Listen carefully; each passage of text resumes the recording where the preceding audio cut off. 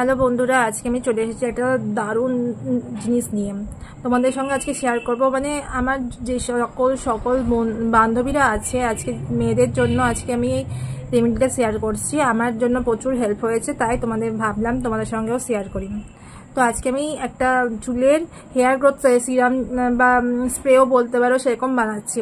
তোমরা তো জানোই এখনকার পলিউশনযুক্ত ওয়েদারের জন্য আমাদের প্রত্যেকের চুলের প্রচুর ড্রাই হয়ে যাচ্ছে, মাথার চুল উঠে যাচ্ছে। আমার তো কোনোদিন চুল বাড়িয়ে না, অনেক বছর হয়ে গেছে, অনেক কিছু ট্রাই করেছি, তারপরেও চুল বাড়তে চায় না।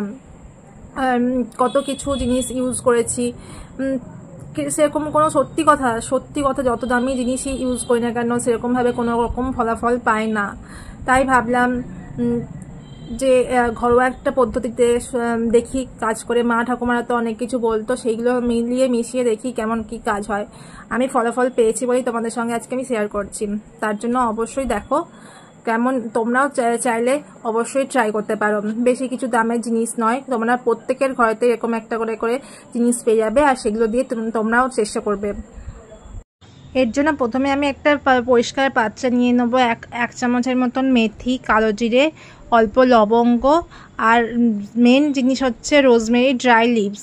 তার সঙ্গে এখানে ছবি তুলতে আমি ভুলে গেছি, তার সঙ্গে নেবো ফ্ল্যাক্সিড আর পরিষ্কার চাল, ঘরোয়া চাল যেটা সেদ্ধ করে আমরা ভাত করে খাই, সেই চাল দিয়ে 1 গ্লাস জল দিয়ে সারা রাতের জন্য ভিজিয়ে রেখে দেবো। তারপর সকালবেলাতে 1/2 গ্লাস জল অ্যাড করে নিয়ে গ্যাসেতে হালকা মিডিয়াম আঁচে ফুটিয়ে নেব। ফুটানোর সময় অবশ্যই কারি পাতা কয়েকটা আর জবা ফুলের পাতা, জবা গাছের পাতা দিয়ে ফুটিয়ে নেব। মিশ্রণটা ঠান্ডা হয়ে গেলে একটা পাত্রে আমি ঢেলে নেব, দিয়ে এটা ব্যবহারের উপযোগী হয়ে যাবে। এই যে রেডি, দেখো রেডি আমার হেয়ার সিরাম।